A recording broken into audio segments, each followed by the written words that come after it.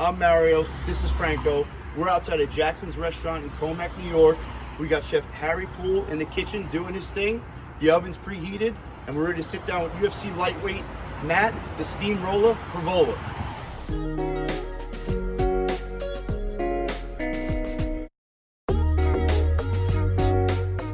You're listening to the Oven Podcast. Your table is ready. You can follow me. Matty, thanks so much for joining us. Yeah. Appreciate you being here. Yeah, I'm happy to be here. I'm hungry. I'm ready Me to eat. Me too. You and me both. So, how'd you end up in the UFC? Tell us a little bit about yourself. Yeah, it was a long story, but started as a wrestler. I was just a wrestler, and I got a twin brother. I got my dad over there, always keeping us, competing growing up. So I was always a competitor, competing with my brother growing up. And then I started wrestling, and I was pretty good at wrestling. I was never like a state champ or anything, but I was like a good wrestler. And I played other sports, football, lacrosse. And once I realized I wasn't making it to the NFL or being a pro lacrosse player or anything, I missed wrestling really. I found Brazilian Jiu-Jitsu. And I went over to Matt Serra's and started training with Long Island legend Matt Serra, learning Jiu-Jitsu. Oh, yeah. And competing in Jiu-Jitsu, which is pretty much submission wrestling. I'm trying to take people down and choke them and armbar them and whatnot. And I always, I was always a tough kid, getting into fights. So I think I was born a fighter, Couple beatings at the playground. Yeah, I was always like the tough guy wrestler. And then how I actually started doing jiu-jitsu, I was in college, and I was like, there was this skinny kid, and he was a blue belt in jiu-jitsu, and we were fucking around in the. We can curse on this, right? Oh yeah. All right, yeah. So we were messing around in the dorm rooms, and I'm like, look at this guy, and then I just shoot in a double leg takedown, and I take him down, and then he puts me in a guillotine choke, and he puts me to sleep with it. And I remember waking up and looking and being like, what did you just do to me? And then I went to, and this guy was small. I had like 40 pounds on him, and I went to jiu-jitsu with him the next day. And, the rest is kind of history. Well, listen, man, I got to thank you for, coming in, taking time out of your day, taking time out of your schedule. Fresh off a 2-fight win streak, 4 of your last 6. That 2-fight win streak, man, 2 undefeated opponents at the time, 2 first-round finishes. I mean, what a fucking 2022, huh? Yeah, man, it's been definitely a good year. We got 2 big wins, and Yep. we're keeping this rolling into this year. So I'm pumped, That's it. too. Speaking of rolling, man, I'm sure you get this all the time, bro, but where does the nickname SteamRolla come from? SteamRolla. That's my dad over there. My dad and my uncle Dolzy. I think it was after my 3rd amateur fight, and I was literally just going in there and steamrolling people.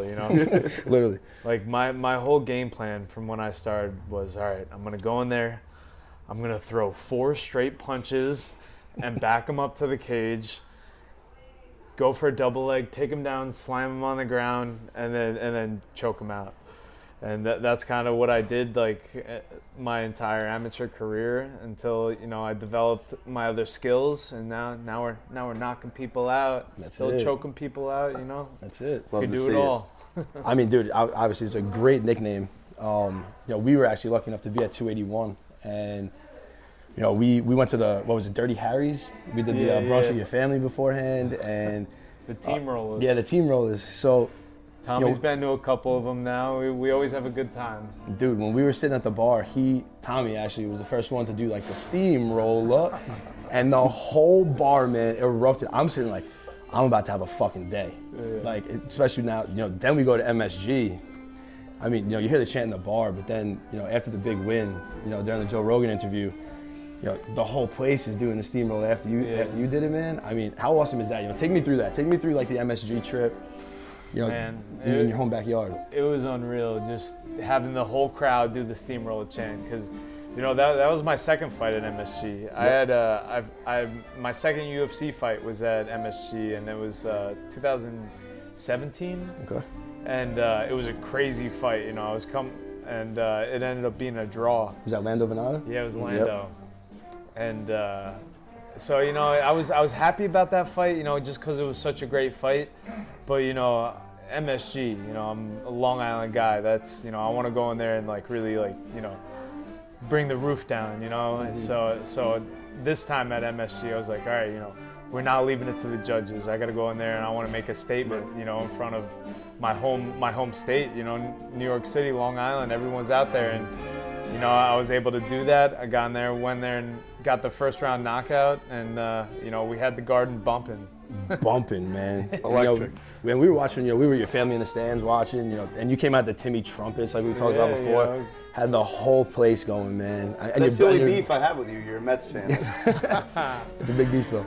Yeah, well, you know, Mets are coming this year, you know. It's all, dude. They say that every year. Come on. Nah, they made, we got the Coens now, and the Coens know how to treat their athletes. You know, Uncle Stevie's gonna go out there and get another bat for us, and we're coming. How'd you feel about that Correa thing? The whole Correa thing? You know, I liked that we were at least in it. You know, because in the past you're always just like, you know, Wilpons aren't gonna do anything, but you know, Cohen went after it, and you know, it was kind of weird. We're probably gonna find something out about that physical down the line that we dodged the bullet. So definitely, probably a smart move at the end. Yeah. No, back to 281 though. You know, at the end of the fight, you know, Joe Rogan interviewing you, and you know, you call out Patty the Baddie. You know, but now I'm looking today, and I'm seeing, you know, in April we're looking at a legendary fight against Clay Guida, huh? Yeah, man, we'll see. You know, I definitely want to fight Patty, but I guess they're saying he's hurt and whatnot. So, you know, I got to fight. Yeah, you got to fight. I'm trying to get 3 fights this year. So. Hell yeah. And the rumor is that they're going to the Barclays Center April 8th. Okay. So, you know, we already took down the Garden. Let's do it at the Barclays Center. I'm with that. Yeah, let's go out to Brooklyn. So obviously, you said in the perfect world, you know, the fight against Patty would happen in London, Barclays, wherever it may happen. But listen, man, I watch UFC. I don't obviously know like you guys do, but watching Patty's last fight, you guys are all professionals. Obviously, to make it to that level, you have to be a killer, dude. Like regardless. But I see that fight going really bad for him, man. He's been touched before, but I feel like he hasn't been touched by a guy that you know that does in your caliber. So yeah, you know, if he has his chin out like that when he fights me, it's gonna be, you know, I'm gonna hit him and he's gonna go down. But you know, he's good. He's good everywhere. You know, he throws some kicks, he throws some stuff standing up, and he's but his biggest threat is his jiu-jitsu, his submissions. He kind of does like he gets these like weird scrambles and he'll like catch your arm and catch your neck. I think that's where he's the strongest. But you know, I'm a grappler too, so it would be fun. What kind of what style would you consider yourself? Man, you know, for I think it was my UFC debut. The UFC, they didn't even tell me this. Like, they had Bruce Buffer, when they announce you, they always announce like what style fighter you're. They're like, this guy's a mixed martial artist, this guy's a jiu-jitsu fighter. They announced me as a brawler. They said, this guy is or Matt the Steel, or he's a brawler. Like, they announced me as a brawler. He's standing 5'9", weighing, this man is a brawler. And I was like, I remember hearing that and being like, what? Who like told them to say that? But not a bad style to be that's labeled. awesome. Yeah, but I mean, and then I made them change it to technical brawler. So you know, I'll brawl, but you know, I've been doing this for 10 years. I like to think I got a little technique, just a little bit, you know. Now the left's coming around too, huh? Yeah, man, we're getting this left. You know, I broke my right hand 3 times, so I was like forced to develop a left. You know, we got to evolve. It's like that Cinderella Man. You ever see that movie? Yeah. Just picking up all the hay with it, all the bales with that. There you go. You know, so just I'll touch back on 281 real quick. You know, that's obviously a huge win in MSG. Yeah. How does that compare? How does a win like that compare to your first win against Jalen Turner? Like first win in the UFC. That was a great one too, man. That was out in Atlanta. Yep. And we all were out there. You know, it was a great fight, but you know, I got the win, a unanimous decision. It was awesome. But there's no better feeling than finishing a fight. Oh, for sure. Than knocking a dude out or submitting someone, choking them out, and just having it be over. You know, decisions, even like, you know, the Jalen Turner fight, I beat him up all 3 rounds. You know, you get to the judges and you're like kind of like yeah, you know, I won that, but you know, let's see what those judges saw. Yep. With these MMA judges, which, you know, these MMA judges, they're not. Some of them are not as good as you think. You know, so it is no better feeling than finishing a fight. And, you know, you talk a lot about the judges. Do you feel like when the belt is on the line, they make it easy for the guy who already has the belt at times whenever it ends up in the judges' hands? Yeah, there's definitely a thing in like boxing back in, they said, you know, to be the champ, you got to beat the champ. Yep. So in like a close championship fight, I get it. You give it to the champion because, you know, you got to get the championship, you got to beat the champ. In a close fight, I guess I agree with that.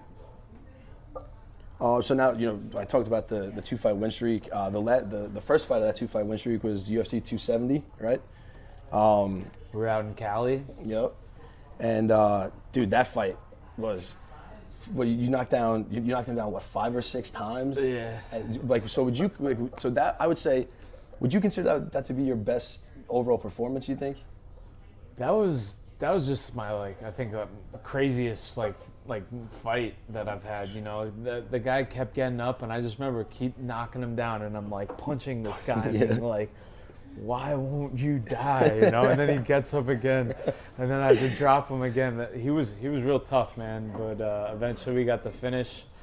That was definitely, I thought, one of my most exciting fights. You know, he dropped the guy, you know, 5 times in 1 round. Everyone's just going wild. It was that was a fun one. Yeah, and that, I mean, obviously, like, I hate to talk about it, but that was coming off probably your toughest loss. Oh, yeah. Your lowest of lows, probably. And coming, you know, 2021, I was 0-2. Yep. And then we come out 2022 and 2-0. You know, That's it. That's trusting the process, staying the course, and you know, never giving up. You know, everyone loses, everyone goes through setbacks, but you got to stay consistent. And that showed it. You know, I tell all these young fighters, you know, everybody loses.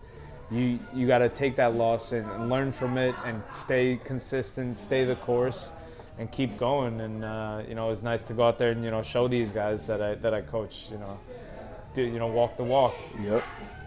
So I'm happy you brought that up, the process, man. Like, I know you're, you know, a big trust the process guy. What is the process for you exactly? Well, you know, I don't have a fight signed right now, but I'm eyeing April 8th. It's 12 weeks out, you know. Okay. I'm drinking water because I got training tomorrow at 10 a.m. You know, I just came from boxing. I'm starting to get this weight down, even though I didn't eat. I ate good all day, so I got to eat good right now. Eat good right now, that's a I'm fact. hungry. Yo. I'm ready. Yeah, ready you for guys that first coming course, out. baby. What are you weighing in at now? I'm waking up around like 182, 181. Okay. You know. So you got that's a pretty tough weight cut. Huh? Yeah, it's a process, man. But I'm thinking I'm gonna weigh myself Friday morning, and I will be 177. That's what I'm hoping. You know, I'm hoping like 177, 178, and you know, I tweaked the diet a little bit. You know, I cut out the, you know, I make it a little bit more clean, and I get to 175. Once I get under 175, I'm kind of coasting, because I weigh in at 156 pounds on Friday, and then the next day when I fight, I'm 174 pounds usually. That's insane. And this last fight, I was the heaviest, actually. Like, I weighed in at like 155, and the next day I was 176. But usually I like to stay in that, in between 175 and 170. Like 173 is my optimal weight. Okay. That's when I'm like, I feel fast, I feel strong, you know. And then that whole weight cut to 155 is a process, man, you know. But I got it down, you know, and it's trial and error. You know, I've had, through my amateur career, my pro career, I've had about like 25 fights. I cut weight for all those fights. So I got it down to a science. That's awesome, man. After we try these appetizers, I'm going to pick your brain on that. Yeah, for sure. You're listening to the Oven Podcast. Thanks for tuning in. What's up, guys? How are you? What's up, Chef? Doing good, Chef. We have a Nashville fried chicken and waffle, spicy brine pickles, and some creamy coleslaw. Talk to That's me. what I'm talking about. Talk to me. This is the appetizer? That's the appetizer. All right, so now we got, what did Chef say? We got a Nashville hot chicken waffle slider, spicy house brine pickles, creamy coleslaw. Yeah? Oh man. So everything that we do when we infuse all the food here, I run a brand called New York Pop Butter at NYPB. And, all the stuff that we infuse sauce, we infuse desserts, but the sauce is so easy because Possibilities are endless. endless, man. Made a nice little maple syrup here last night. Nice. This is amazing. Yeah. So, take us through that weight cut process. And Right what's it after like a fat to, meal like that. yeah. What's it like you said, you go from 156 to the next day being 173. Yeah. What's the feeling when you transform quickly like that? Like right now, April 8th, I'm 12 weeks out. I got to start getting my weight doing So I'm going to start monitoring it, really, just stepping on it. But I'm like some guys like to step on the scale every day. Like my dad's over there steps on the scale every day, but like that shit fucks with me. I can't step on the scale every day. Oh, yeah. So I'm be like, listen, I'm gonna weigh myself Friday morning. And now, what we got Tuesday. I'm gonna have a nice meal tonight, but all week I'm gonna be training hard. I'm gonna be eating right. I'm gonna try to hit my number on Friday morning, 177. 177. And that was a good week. And then next week, we dial it in a little bit more. Maybe not have that little snack that I had this week, or No chicken and waffles. no chicken and cannabis infused chicken and waffles. You sure? No, I earned this shit today. And I'm still hitting my number on Friday, but it starts way out. I have to start way out for me to Easy, really. Frank. I know. It's a little spicy. For me to make 155 pounds, but it's kind of as fast as I could get under 175. Once I get under 175, once I'm waking up at 174, 173, I'm like, all right, hell yeah, we're coasting.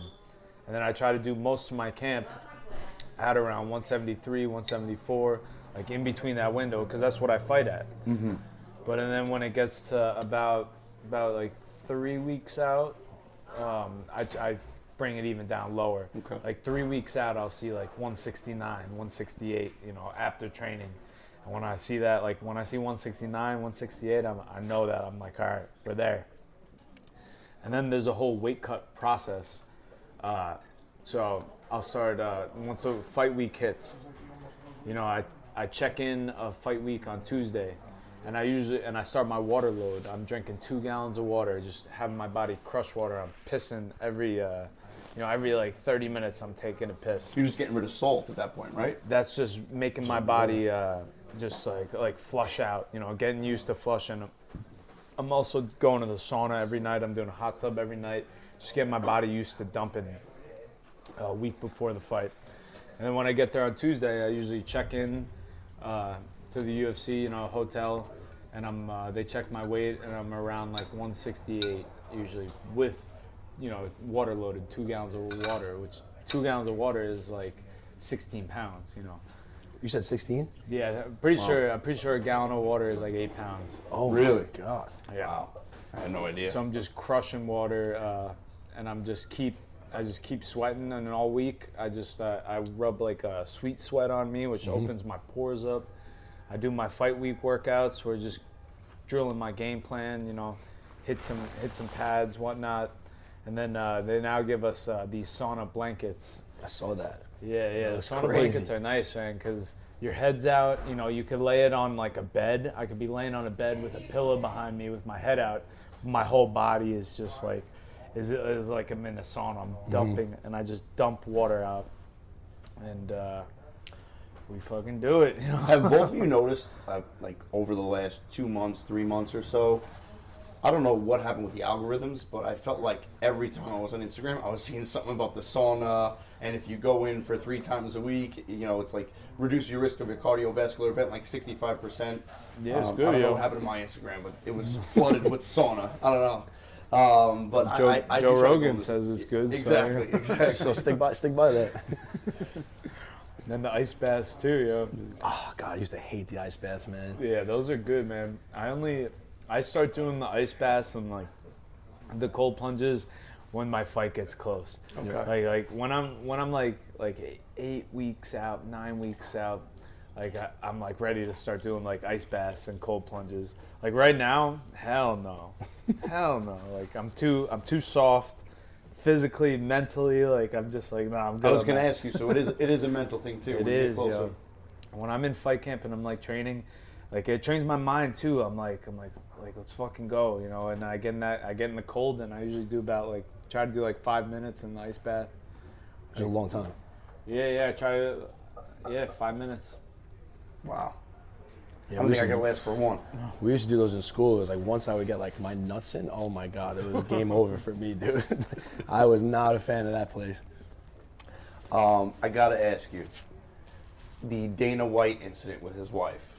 What's being said around the guys in the UFC, and what's everyone's thoughts on this? What's your thoughts on this? Dude, it's not good, you know. There's no excuse for it, like he said, you know. And we'll see, you know. He came out and did his apology, and but there's really there's no excuse to put your hands on a female. Right. So, you know, we'll see if he faces repercussions, which, you know, he should. Mm-hmm. Yep. Yeah, I got to agree with you there. It's just, you know, MMA is a great sport. The UFC, I love watching it, but it just, you know, I know it's a violent sport, but I feel like there's always a level of violence surrounding the sport. Yeah, you know, you when know, you go back to McGregor, Khabib, it's not a good look. Yeah, it's fighting, but I like to, you know, we're all martial artists, and I think you got to look at the martial artist aspect of it, of respect, discipline. Definitely. But, you know, and Dana's promoting the slap league at the same time. It's not a good look, man. I can't even watch it. The slap league? Yeah. Do you see that one that was all over the social media today? The kid in, I don't remember where he's from another country. He got slapped and his whole face moved, exploded man, this way. I'm like, for $5,000. You could, I guess we're going to probably start figuring out, you probably get fucked up doing that. Oh, for sure. I don't understand. You just put your hands down and let these guys slap you. I don't know. Yeah, put your hands behind your Not my back. cup of tea. What do we got to do to set up a sparring match between you and Franco? When are you trying to come to the gym? You trying Oh, to come man. tomorrow? Tomorrow? I don't know. What time? Hey, I'll be there at 1 to 4. We actually got a shit. class. I'll be there Thursday night. Whenever you want to come. Thursday night, let's You go. won't. Come on, Thursday night? Thursday Yeah, night, yeah, set up right now. You I would can't do say no. something. I can't say no on camera. Let's go. You come. Let me know what time. 4 o'clock, 5 o'clock. If you're serious, I actually How be down. late can we show up Thursday? The class is at 6, and I'll probably be teaching it. And Okay. it's there's a lot of green guys too, but I'll make sure to get you a good partner, and we'll do a little drilling, and then we spar. All right. And, All right. Wow, I wasn't expecting that question to come out today. yeah, but yeah, whenever you guys want, you guys come to the gym, and I'll train you. I'll hold some mitts for you. And we'll fuck around and have some fun. Thank Yeah. you. Thank you. I'm going to Yeah, give you a yeah. little tip against Franco, though. I don't know if you ever heard of hammer toes. So, you know how some guys do the stomp on the foot? The Okay. second You might episode. break both his pinky toes if you do that. Yeah. Ronnie, some if foot you can pull up stomp. a picture of hammer toes. I got some weird toes, man. They've been haunting me for my whole Yeah, life. But you see that in the UFC fights when they foot stomp. and Yeah. just oh, stomp. I would hate that. I would Yeah. hate to get into a fight, train, as long as you guys are training for, and then you're just kicking my knees. Yeah, Dude, I trained 12 weeks to just get my knees kicked like Those this. I'd those be foot real stomps upset. too. I've never done them, and I've had them done to me once, and as I'm sparring my boy Billy Q, and it's we're sparring in the gym, and I'm like, dude, why are you stomping my foot right now? You can show it, but don't fucking stomp my foot. We. I get it. When you're in a fight and money's on the line, then you can stop foot. Right. But we're sparring, bro. So people talk about practice. People actually practice the foot talking about stomp. That's the thing. Yeah, I mean, like Billy Q, when he's being an asshole. We gotta get that guy on here too. Billy's last fight was crazy, man. Yeah, he had a sick fight. It was fun. Performance of the night? Yeah, he got a bonus. Hell yeah. That was a fun one to be in the corner for too, man. And he's in your corner too, right? Yeah. Me and him have been doing this now for 10 years together. Like, we were teammates down in Tampa when we were amateurs. Now we're both in the UFC, and we're always cross training. You know, I'm always down in Tampa training with him. He's always up in New York training over here. We always link up in Vegas and and corner each other. You know, it's awesome, man. What's that like to be in someone's corner instead of out there in the octagon? Oh man, it's like way more nervous, you know, because like when I'm fighting, you know, I know what I got to do. I'm going in there, I'm fighting, you know, I'm in control. But when I'm like cornering, it's like I'm training. I'm trying to. I could tell him what to do, but he's the one in there. You know, he's in there and got to do it. And especially for Billy Q, because he always gets his ass kicked in round 1. And I'm always like, "Come on, man! Like, you got this!" Like, but he always comes back and gets it back, which is why he's so fun to watch, and you know why he's getting big fights. Good for him. Good for him. I wanted to ask you, I saw you posted today. I think you reposted something about Ngannou. Yeah. And what he was trying to go for in his contract talks, and I think benefits and reimbursement. What are your thoughts on the reimbursement and benefits in the UFC? I know I always hear a lot of issues about payouts, number one, and then just this lack of health insurance. Yeah, man. Right, like, I loved what Francis was saying, and it's really disappointing that we're not going to get Francis and John Jones. You know, I think that's the fight that everybody wanted to see. But with Francis, I just heard him on Ariel, and what he was saying was he was okay with the money. He just like wanted 3 things. He wanted fighters to get sponsorships again, which was a big deal when Venom and Reebok took over. It kind of took away all the sponsorships for the fighters. And then he wanted health care for all the fighters, which would be awesome. Makes sense. It's crazy to me. I'm a surveyor. I get health care. Dude, it's insane. Like right now, I have to like just tally up all my injuries. Like I can't get. I always every fight camp I like collect all my injuries. Or like, all right, this hurts, and then just when I fight, I get insurance. So after I fight, as soon as you fight, you walk out, you see the doctor. And I tell the doctor all my injuries. Like this last fight, I knocked the guy out in like 2 minutes. And I walk in and I tell the doctor, I'm like, all right, well, you know, my right foot's fucked up, my left knee's fucked up, my right shoulder's fucked up. I might have broke this hand. I got my elbow hurts a lot too. I tell him all my injuries so I get my coverage. So it'd be nice to get like real coverage. So when you leave the arena that night or that day, if you didn't mention it to the doctor right then and there, it's not covered? They give you 30 days. Okay. They give you 30 days after the fight. So, and pretty much everybody knows that it's bullshit that we don't get it. So everybody kind of knows that they give you 30 days to kind of claim all your injuries for the coverage. Which, I mean, I'll give it to them. They did cover. You know, they gave me stem cells. So I got stem cells in my foot, my knee, my hand, and my elbow. Where'd you have that done? Vegas. Okay. Yeah. How's that feel? Something like that. Dude, I mean, I kind of figured out how to do this shit without it, so I figured it can't hurt. Yeah. They just shot it in all my injuries. You brought up John Jones. Yeah. I've liked that guy for a long time. I find myself shaking my head when I hear another story about him a lot. What are your thoughts on him? Obviously, you already said you'd rather see Ngannou, Jones, but you're going to see Gane and Jones, right? Yeah. Which will still be interesting. Should be a sick fight. Yeah. Yeah, you know, John Jones, he's not my GOAT. You know, I know you could say that John Jones, he's undefeated, never been beat, but if you have like any kind of PED stuff, I think you are taken out of that greatest of all time. I agree. So the whole picogram thing with John Jones, you know, And then he tried to say it was like dick pills, you know. He's taking gas station dick pills. Which is like almost even worse. Like, Yeah, man. And then he's like saying, remember him on Rogan, and he's like saying that he used to get like blackout drunk like a weekend before every one of his fights because he was like, he wanted to have a built-in excuse if he lost. Yeah. I was like, man, like, what the That's fuck? if that's true. That's some deep mental issues within himself. And then all the stuff, you know. But you know, he's been out of the limelight for a while. He hasn't fought for a while. Hopefully, you know, cleaned his shit up and figured his. And I'm all for. Hopefully, he comes back and does well, you know. But knowing John Jones, you know, he's probably gonna get some story of him like drunk driving or, you know, out partying or doing some shit. So, It's sad.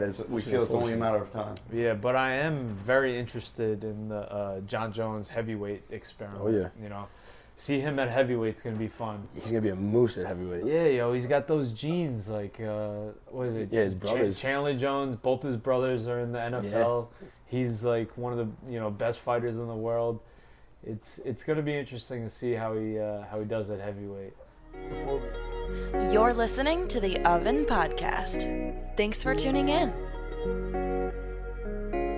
All right, guys. Next course, we have a house-made braised beef ravioli, blackened ribeye, mushrooms, a pork demi cream, a little crispy spinach for garnish, and parmesan. Oh, that's what I'm talking Enjoy. about. Thank you, Chef. Oh my Thank God, you. this looks unbelievable. Braised short rib ravioli, blackened steak tidbits. What? Mushroom, spinach, and pork demi cream. That sounds right up my alley. I gotta work on my food adjective vocabulary. He made that sound so much like so good. He did, yo. He did. So what's the infusion in this? Oh, so we also infuse olive oil Oh, nice. that he just puts right into his sauce. Any sauce he makes. Sometimes we take the sauce home and infuse it, but you want to do it right here, nice and fresh for you tonight. Yeah, this is good. So you're really enjoying the infusion and everything. I know you love the chicken and waffles too. Cannabis, what has it done for you in terms of recovery and mindset?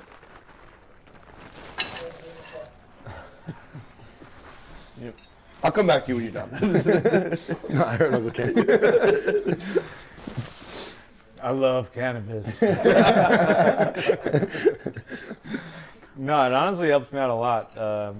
CBD helps me out a lot. I take CBD every night. Sonny's Wellness. I do like the droppers, and it puts me out. It helps me sleep, helps my recovery, and then, you know, at the end of a long day, some good training, my body hurts. I smoke my bowl, or I'll eat a little edible, and then I'll relax and get some good sleep. So, you know, I was never a drinker. I'm not a big drinker. Mm-hmm. I don't know how to drink, just like my dad doesn't know how to drink. Every time my dad drinks, he just crushes a bottle of Patron and then like smashes it somewhere. That's your signature move? So we don't drink, so People don't forget. so yeah, you know, I like cannabis because it's, you know, it's chiller. When you first started, were you getting tested for it at first, or the UFC's been pretty lenient with that for a while now, right? Yeah, they're always pretty cool about THC, but we have USADA, and USADA can show up and test me like at my house at like, you know, 6 a.m. whenever they want. I have to have my like whereabouts always available, but they don't test for THC, CBD. They really only test for like steroids and stuff. Okay. They don't test for like any recreational drugs when you're out of competition. But when you fight, you have to have USADA, and you also have an athletic commission. So the athletic commission is like kind of old school, and they can test you for like THC. So you got to be careful, you know. Even though USADA doesn't test, a lot of these commissions still do. But I always stop. I usually stop THC like I stop like 7-8 weeks out, just for my discipline, you know. Yeah. And it's you got to take breaks, you know. Yeah, a little tea break, a little tolerance break every once in a while. Can't hurt you. It's all about balance. I actually wanted to ask you about that too. You know, obviously, you're all about your sport, right? Your craft. And how do you balance everything else in life? I know, like, athletes, entrepreneurs, go-getters, sometimes they lack that balance. How do you keep the balance in your life? This is what we bring you here for. Come on. Yeah, you were right though. Balance is key. And how do I balance out like my training, man? You know, my family. You know, my wife. She keeps me grounded. You know, but I don't know. I'm just like I'm kind of in it. You know, I'm in it. I'm kind of balls deep at this point. And especially like now, but I'll take a break. That's it. Like I'll have my fight April 8th, and then I'll kind of take a step back and hopefully go on a nice vacation or something, and then I get back to it, because it's what I do. And there's Right. really nothing else I would be rather doing. Do you always throw in a vacation after a fight? Oh yeah, I always try to go on a vacation, because like it's always like. After the California fight, me and my wife went to Vail, Colorado, and like I was so pumped about that. And then sometimes after one of the fight, I went to St. Martin. But the whole camp, I'm always just like, all right, no matter what happens, I'm be drinking a beer and in the sand in St. Martin after next week. So it kind of just puts my mind at ease and. And hard work pays off. I'm trying to go on vacation after all this. Oh, yeah. Right? You deserve it, man. It's the light at the end of the tunnel. Yeah. You said you were your balls deep at this point. It's a couple years into your fighting career now. What was like that moment when you were like, fuck man, this is gonna be my like bread and butter right now. This is gonna be my living. When I really felt like I could do this for a living. Yeah. I was an amateur, and it was my 4th amateur fight. And my one teammate actually got hurt, and he was supposed to fight for the Costa Rican title, the amateur Costa Rican title, and he got hurt. And then my coaches offered me the fight, and I was like, hell yeah, But this guy was like 9-0, undefeated, like all knockouts. He was like the hometown like hero of like Cocoa Beach, Costa Rica, and I was like 3-0 at the time. I was like, hell yeah, I'm gonna go. They're gonna pay for my flight, they're gonna pay for my food, pay for my hotel.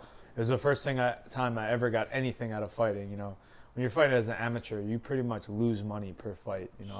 It's crazy. You gotta, I gotta like, and so once I went out there, and it was a crazy fight too.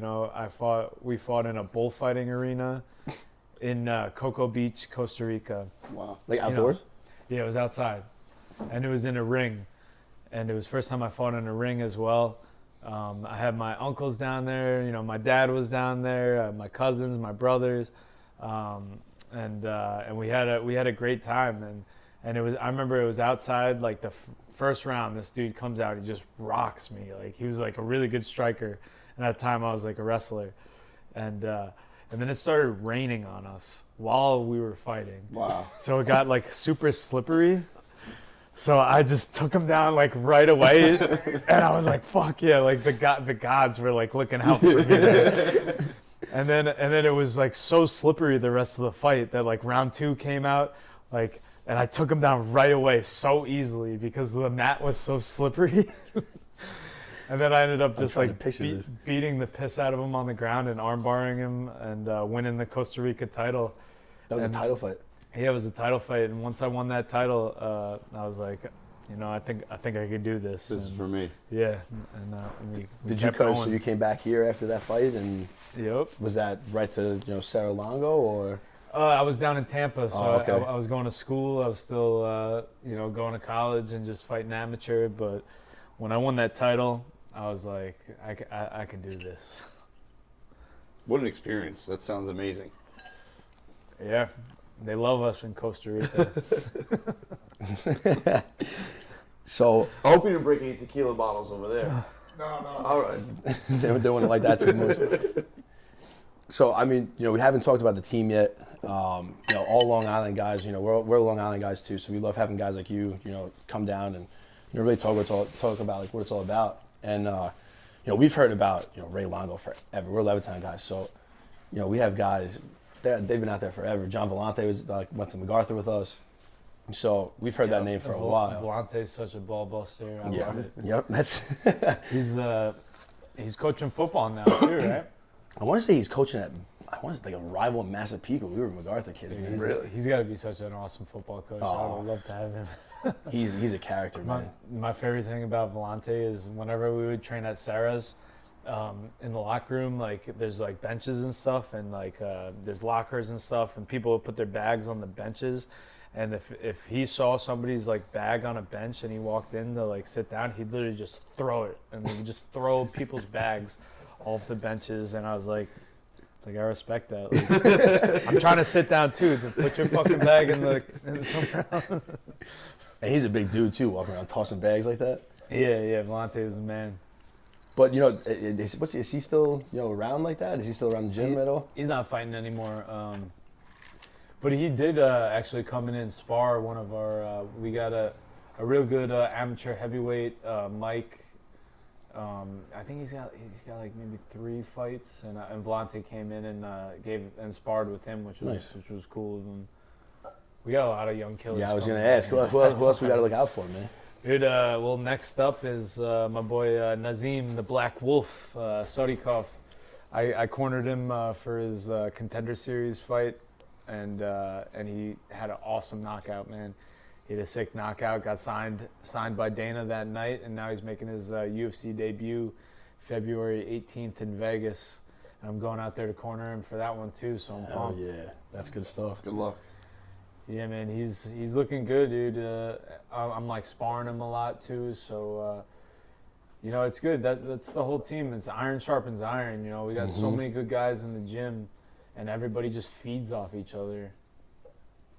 Yeah, I mean that's what you need, obviously. But and you guys, you got guys like Billy Q that you're in his corner, he's in your corner. Yep. His we touched on his last fight a little bit. against who was Alexander Hernandez. Yeah. I mean that's a tough fight, man. He's been around for a while doing it. Oh yeah, and Billy just classic Billy Q'd him. He squinted him up. Took the guy's best punches in round 1 and then finishes him in round 2. Drowns him. What's the overall what's that gym like? Going in and getting to hang out with all these guys. That's like a brothership at this point, right? It's a real team. Oh yeah, man.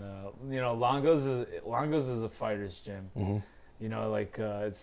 It's got everything. It's got jiu-jitsu. It's got wrestling. It's got kickboxing. But you could just tell, you could smell it. You walk into Law MMA, you could just smell the grit and the sweat and the hard work. It's a real fighter's gym, it breeds champions. Longo's been, pumping out champions for years now, and what coach says, I do. That's what I say. You say, I do, coach. That's it. You wanted me to work that boxing? We got 2 knockouts. That's it. Come on. So, what was he's going to fight on February. What's his name again? February 18th, Nazim Sarikov, called Naz. Naz? All right, cool. Naz is a beast. And you said, Dana White's Contender Series. That's right where you're from too, huh? Yeah. I was on the first season of Dana White Contender Series. How was that, man? I know you had Snoop Dogg in the corner back there. Everything. Snoop Dogg was commentating my fight, so that's always a good like Easter egg. I get to go back and listen to him. And then my dad over there got to smoke a blunt with Snoop Dogg somehow. Yeah. I don't know where I was. Where the hell were you for that? Dude, I was on my natural high of achieving a lifelong goal. Yeah. And getting, and then my brother and my dad end up in Snoop Dogg's trailer smoking a celebration blunt with him. Dude, your brother's a character, man. Yeah, man. You were telling us about, what was it? Was it your bachelor party or his bachelor party? Yeah, we made it my bachelor party. And he fought in Rough and Rowdy at Barstool.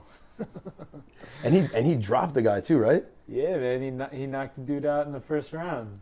That's great, man. It's in the genes. It's in the genes. It was in the blood. It's in the blood. That bachelor party must have been nuts after that. Yeah, we had like a huge RV and like a couple cars. I want to say there must have been like almost like 20 of us.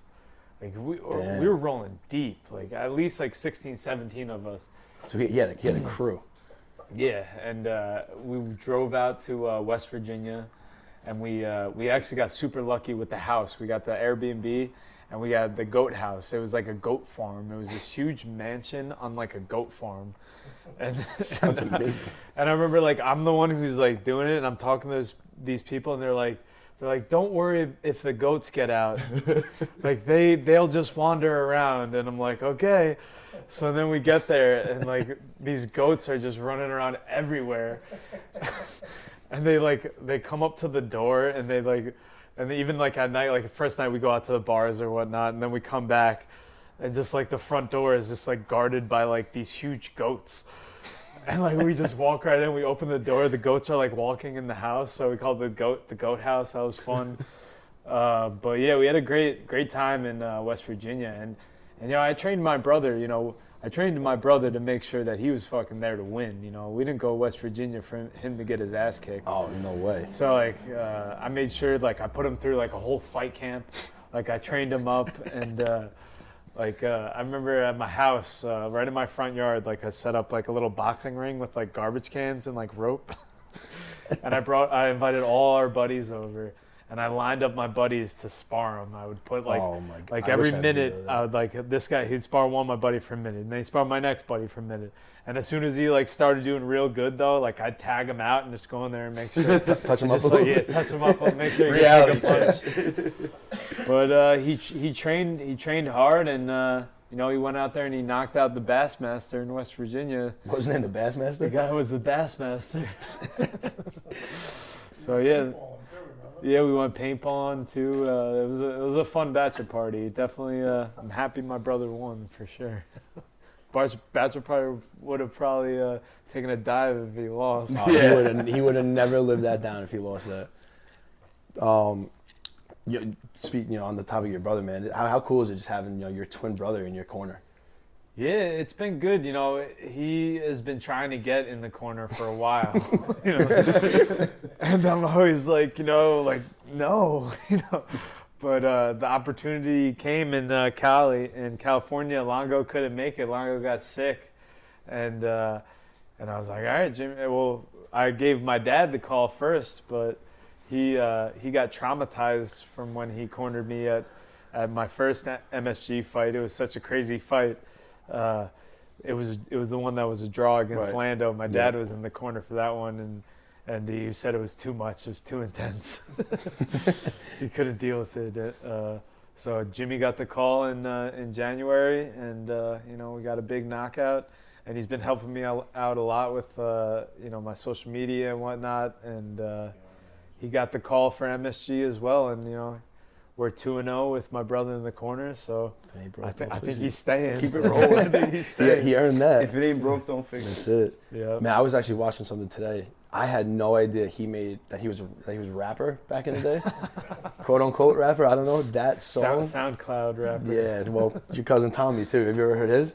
No, I gotta hear some of his beats. Yo.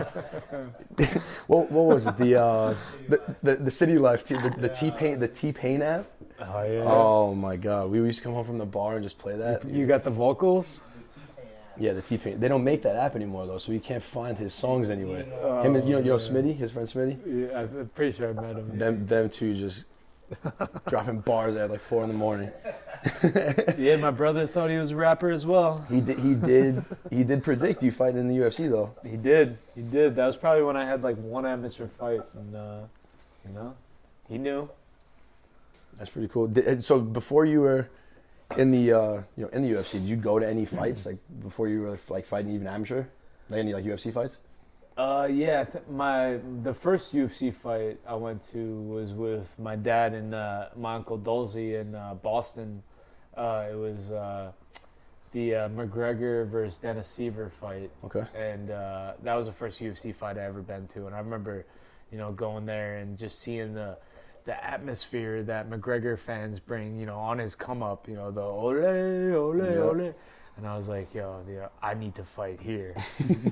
And that kind of, it was definitely a big motivating, thing for me to see an awesome, UFC Boston card. And then now we're there. So Yep, that's it, crazy. man. What kind of guy is McGregor behind the scenes? I met him in Abu Dhabi, and he was cool, man. When I met him in Abu Dhabi, he was humble. He had such a thick Irish accent that I could almost like not understand him. It was kind of funny, but yeah, we kind of small talked a little, and got a picture with him. He was cool, and we'll see. But it's like anyone, he's got some crazy side to him too, I guess. Yeah. Well, we'll see. I'm excited to see that Roadhouse movie that he's going to be in. Yeah, I saw that. Just looking juiced to the gills. Oh, he's pretty big now, huh? Yeah, man, that's crazy. You hear about all that? Like so Conor McGregor got he left the USADA testing pool just to do this movie. So pretty much he's left to do steroids and get jacked for this movie. And now they're going to let him back into the testing pool and just give him 6 months and then he can fight. It's such a loophole. Yeah, So anybody could just leave the testing pool and juice, and then you just have to wait 6 months and then you could fight. It's definitely weird. I feel like a lot of people wait that long anyway. Yeah, a lot of people could get hurt and then say, all right, I'm going to, leave the testing pool. I don't want to fight for a while and just do a cycle, but... they're always going to find ways to cheat. Always.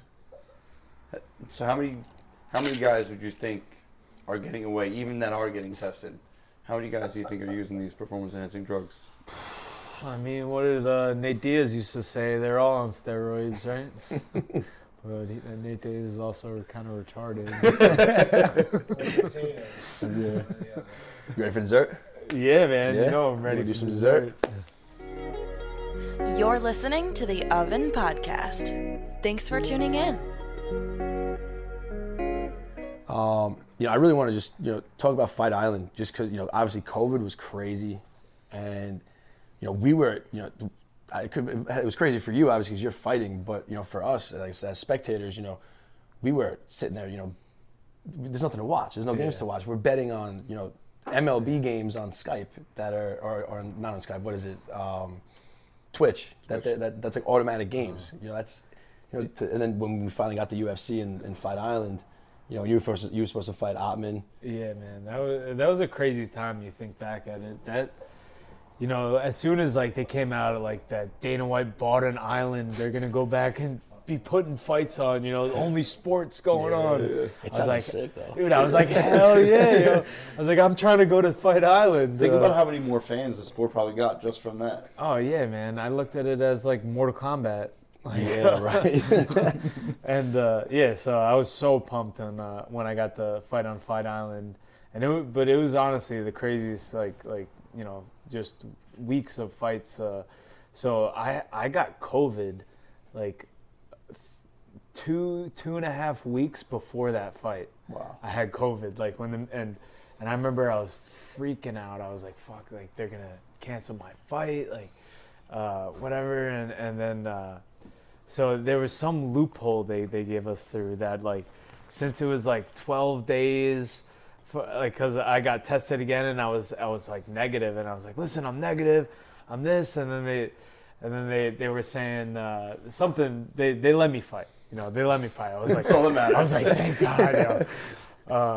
But just going through that, and then we go to Vegas. They flew us out to Vegas and they quarantined us in Vegas for 3 or 4 nights in a random hotel, and it's this small hotel, In and Vegas. all these fighters are quarantined, getting ready to go to Abu Dhabi Fight Island. Everyone's hitting pads in the parking lot, just running laps around trying to find somewhere to work out because everyone's got to lose weight and prepare to the fight. And then they flew us out to Abu Dhabi, which was actually an awesome experience. That was my first business class experience. It's a long flight. Wow. Yeah, it was long, but in business class, man, yeah, you're chilling. I reclined that into a bed, and I was chilling. Yeah, you're hanging. I got was upgraded nice. to first class one time, but it was a flight from New York to South Carolina. Yeah, it so doesn't even count. You enjoyed by it. the time we got up, we got down. Yeah, that business class is the way to go. But and then once we got to Abu Dhabi, like they brought us up on the bus like to the hotel. People are in like hazmat suits and stuff, but they're also like getting hype, like clearing, like clapping for us and shit. So it was like a scene from Monsters Inc. or something. Yeah, it was, yo, it was really.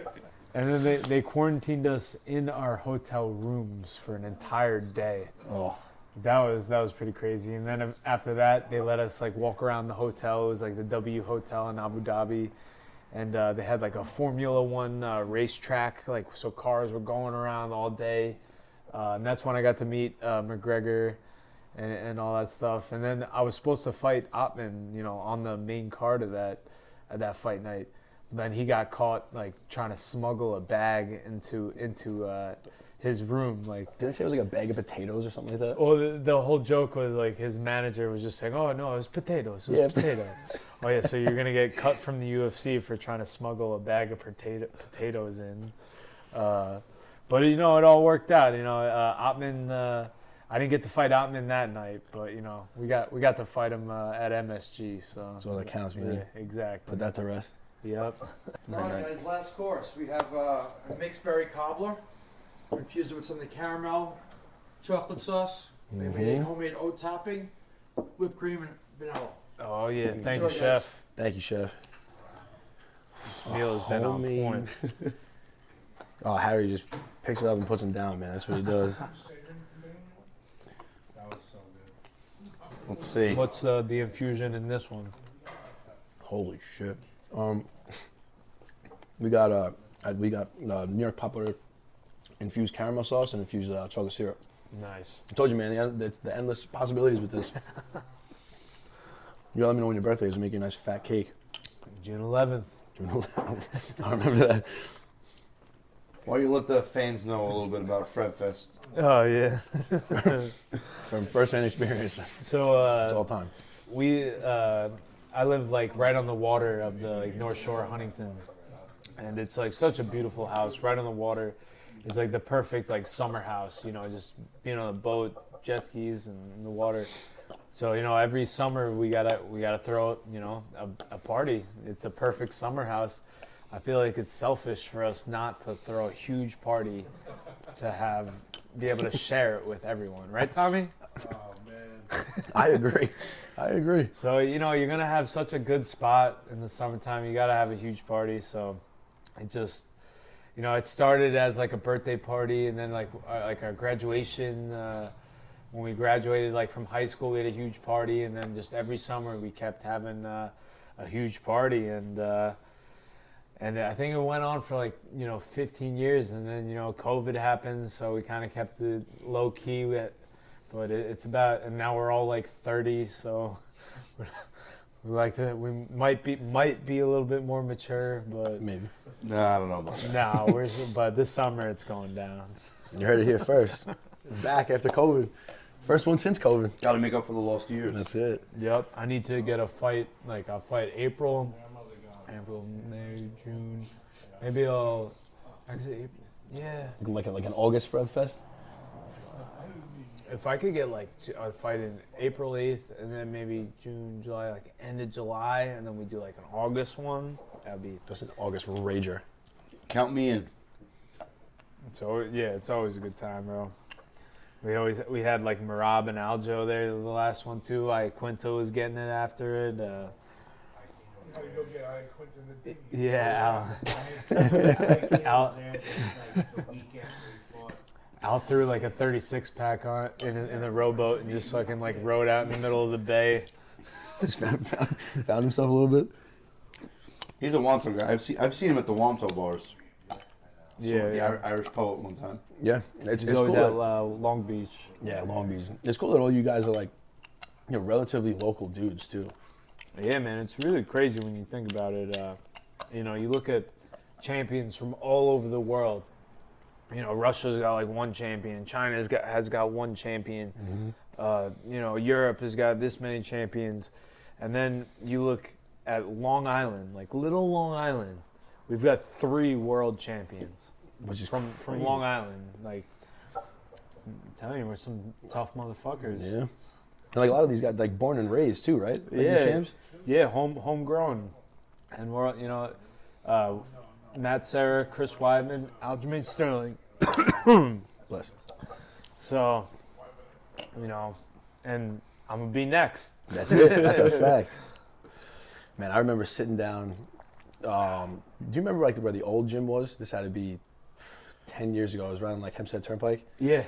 So I remember sitting down. It was right after Matt Serra beat GSP. And I was sitting down getting my haircut at the barber's lounge. yeah. And he was getting his haircut next to me. And I was like a little fanboy, like hearing like what he was talking about, like about how he beat GSP. And he's on the phone with somebody. He's like, yeah, get me 2 home records from Moe's. I'm like, are you fucking kidding me? 2 home records for you? You're nuts. Yeah, Serra's the man, dude. Yeah, he's a cool dude. And you look at it also like Matt Serra, biggest upsetting GSP, and then Chris Weidman, Yeah. like fucking upsetting Anderson Silva. Yep. And then even you look at the way that Iaquinta fought Khabib. Dude, that was a great fight. Oh, he fought that dude, and That was on short notice, right? Yeah, like a couple days notice. I That's- remember I was sparring Iaquinta that whole camp. Al was supposed to fight Paul Felder for that fight. Paul Felder's a kickboxer. Yeah, another tough fight, though. Yeah, and Al had a bum knee, so I wasn't wrestling him at all. We were only doing kickboxing sparring. And then in a day's notice, he gets switched to Khabib, who's just going to wrestle him the whole time. And Al still fought him fucking really well. That went the distance, no? Mm-hmm. I thought so. We're kind of hitting, we're at dessert now. We're kind of hitting the end. I have a couple like random questions I want to throw at you. Like, I'm interested. Like, who do you think is like the hardest hitter that you've faced, That I faced? or that like that, like what people have said? Man, I think that everybody hits hard. Okay. Like, everybody hits hard. Like, you're a strong guy. You could hit hard, but it's No, about... he's not. No, he's not. He said it. It's about timing. And speed and placement and accuracy. Okay. If you have the right timing and you have the right accuracy, anybody's strong enough or hits hard enough to knock somebody out. Placement. Yeah. And but I hit fucking hard. I'm hoping someone at the gym knocks him out on Thursday. Yeah, we gotta put this Thursday in the calendar, man. Yeah.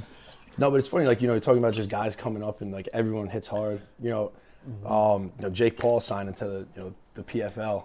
Yeah, that'd be I interesting. I saw you comment something about Shane Burgos fighting him. Oh my God, obviously they can't hand him that just yet, but Yeah, and Jake's got to be like a 185er. I think most of his boxing fights he weighs in like 190. But we'll see. I think I saw something today that Jake Paul, Tommy Fury. Is Really? Gonna be February. that's an interesting fight. Finally, Who wins? Yeah. I mean, probably Jake Paul. I don't before all these fights. I thought Tommy Fury was a legit boxer, but I don't know enough about it. I'm starting to think that he might just be like a scammer. Mm-hmm. But we'll see. scammer with a good last name. Yeah, exactly. Right. Just kind of goes off that last name and does reality shows or whatever. Yeah, he's.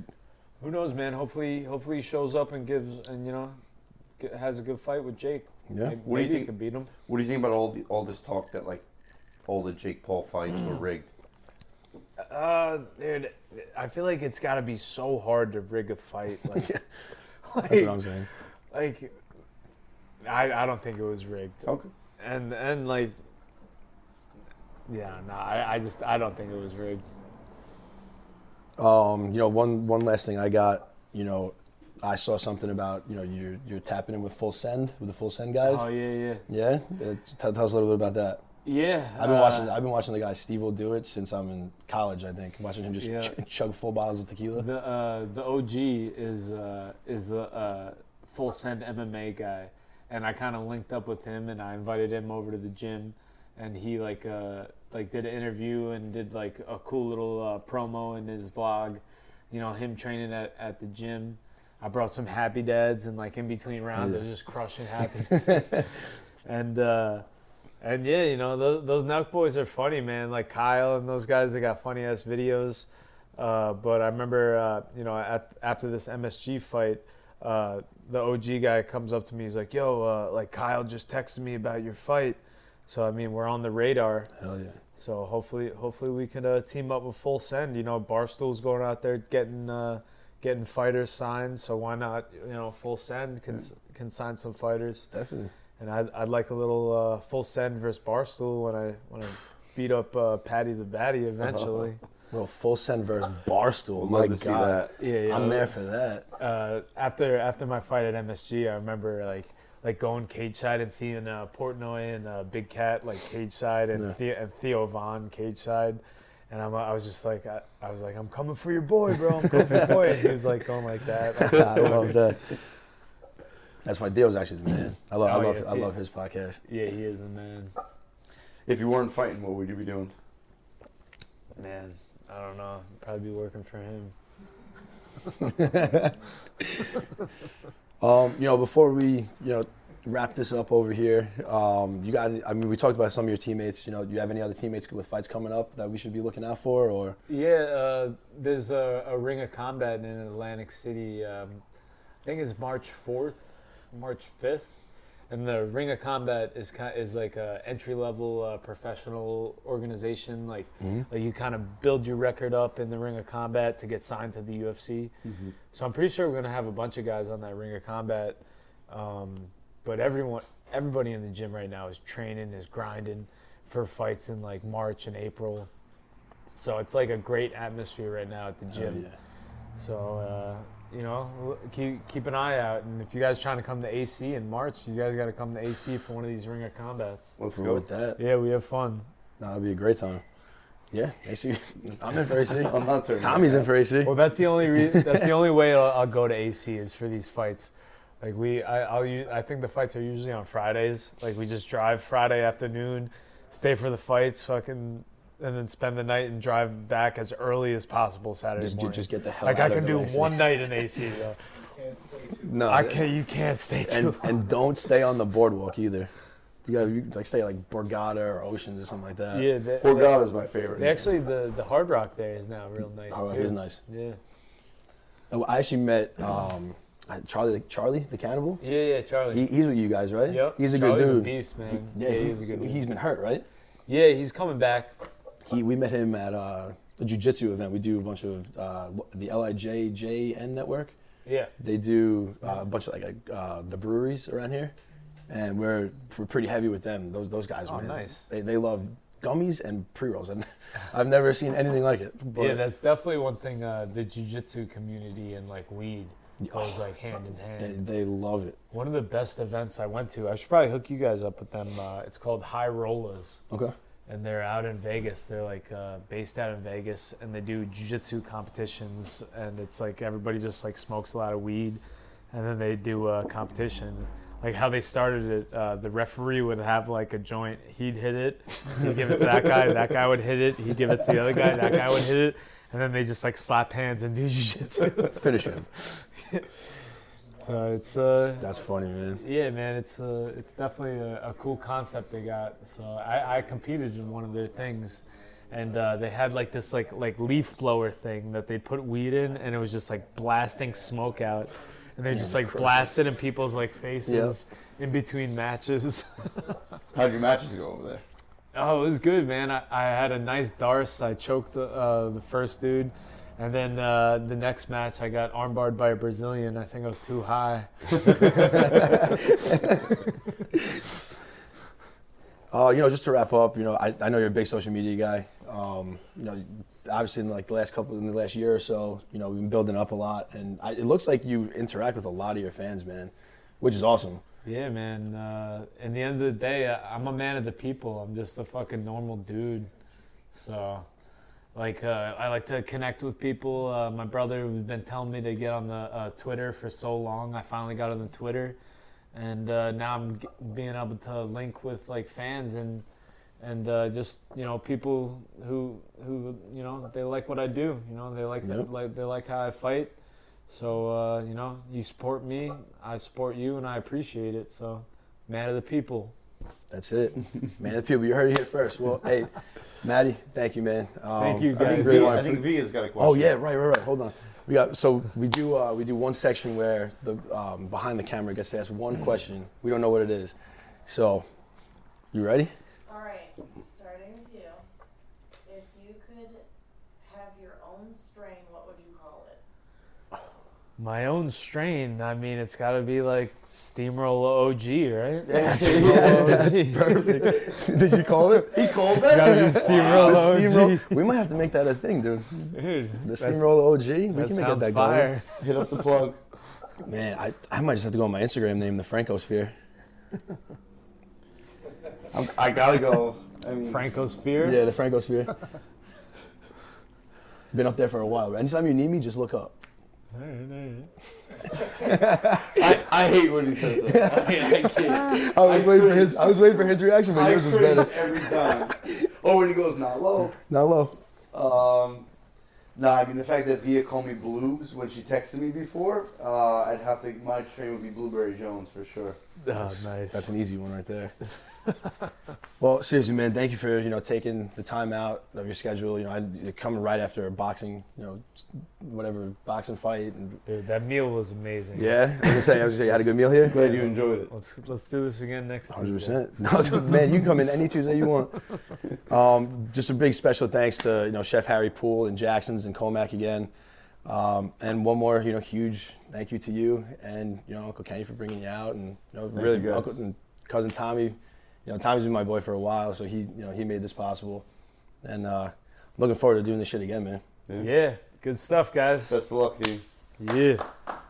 We'll be going to the Barclays Center soon. That's We're a going to take fact. over the Barclays Center. We want to thank Chef Harry Poole and his team over at Jackson's Restaurant in Comac, New York, for another amazing infused meal. Make sure you check out our YouTube page, click the subscribe button, and join us next time, because there's always an open seat for you at the oven.